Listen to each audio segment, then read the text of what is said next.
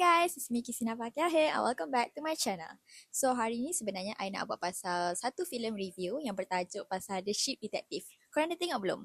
Kalau dah tengok, korang mesti tahu movie ni nampak macam funny and simple at first. But kalau belum tengok, spoiler alert sikit tau. Sebab honestly, I tak sangka movie ni akan buat I nangis. Sebab cerita ni actually pasal sekumpulan ship yang cuba solve case pembunuhan Shepherd mereka iaitu George. And yang menariknya, ship dalam movie ni diorang ada satu defense mechanism tau. Bila sesuatu yang terlalu painful berlaku, diorang boleh choose untuk forget. And diorang percaya juga yang ship atau biri-biri ni yang dah mati, diorang akan bertukar jadi awan.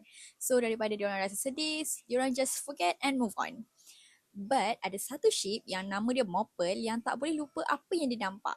And at first, kita rasa macam kesian dekat Mopel sebab dia terpaksa carry semua painful memories tu. But eventually, sebenarnya dialah yang ajar Floyd dia bahawa remembering is actually important. Sebab kalau kita actually terus lupa dengan semua benda yang menyakitkan, macam mana kita nak proses grief?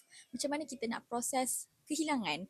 Macam mana kita nak cari kebenaran? And that's actually what made me cry. Movie ni remind I yang healing tak semestinya bermaksud melupakan, but sometimes healings means remembering, accepting and learning to live with what happened.